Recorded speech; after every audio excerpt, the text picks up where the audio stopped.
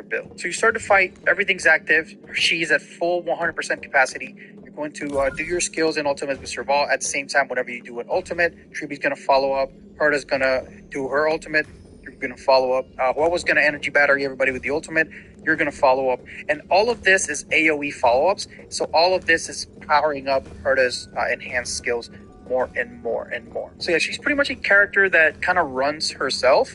You want her to be slow because these two buffs, the ultimate and the skill, both are based off of her own turn. So whenever Triby takes a turn is when they start expiring. So you want her to be as slow as possible. And then the new poet set also makes it easier for you to be slow because it takes away some of your speed. You want her slow anyway. So that's pretty much the gist of her kit. Hopefully I explained it in a way that you understand. Now we're going to take a look at her damage amplifying capabilities for the team in comparison to Robin. We're here in my Acheron spreadsheet, and I understand that we're not talking about Acheron, but I already have this set up to where by adding the damage bonuses, rest pen, vulnerabilities, this column right here is going to tell us exactly how much extra damage we're getting by adding certain things. So let's go ahead and start with Triby. Triby is very simple. You get 24% rest pen, which is going to increase our damage by 24%, and then vulnerability, which 30% vulnerability, combined with our rest pen is going to increase our damage by 61.2%,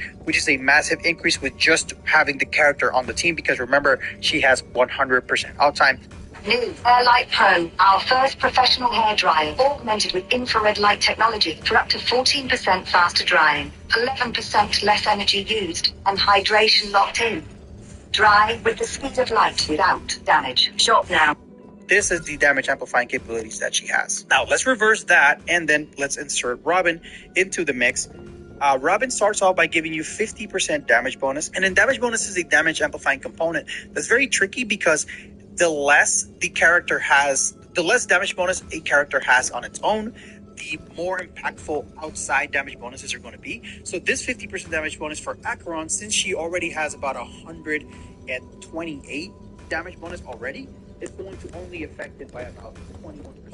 Adding 50% damage bonus is only going to increase your damage by about 21%. But let's say if we remove this, right? Oh, we can't do that. Never mind. I would have to restructure the whole thing. But trust me when I say that if we were to remove the 20% damage bonus, this number would be higher when we add this.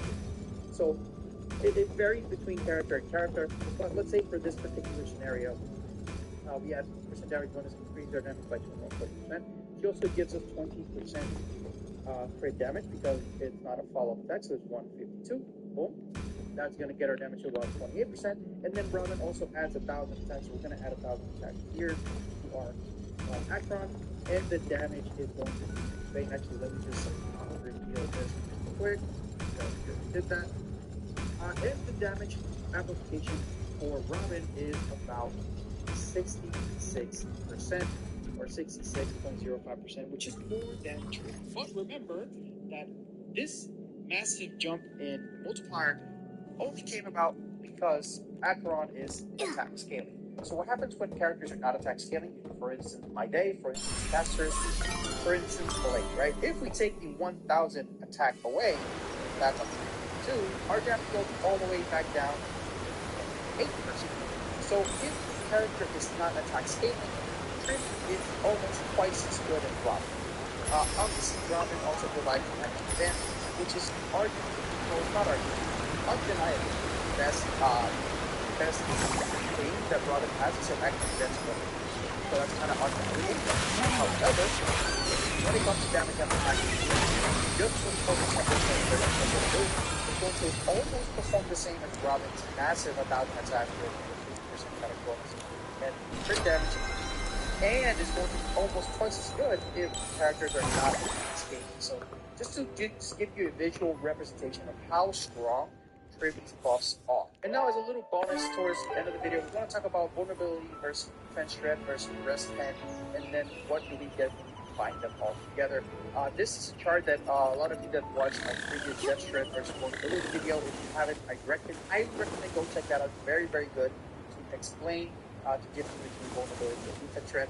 And at the same time, I'm kind of explaining rest pen and defense threat at the same time, because rest pen and vulnerability kind of work the same way.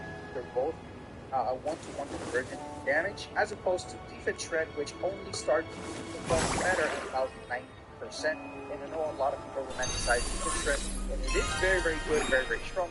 But defense strength is it gets better the more you stack, and it's only better if you can stack up to 90% and for this, I'm only talking if you're only stacking let me just start to see that you stack 10% defense strength versus 10% vulnerability. Vulnerability in rest pen is either at 20, it peaks at a 30, 40, 50, all the way up to 90%. It's about where it starts to, defense strength starts out.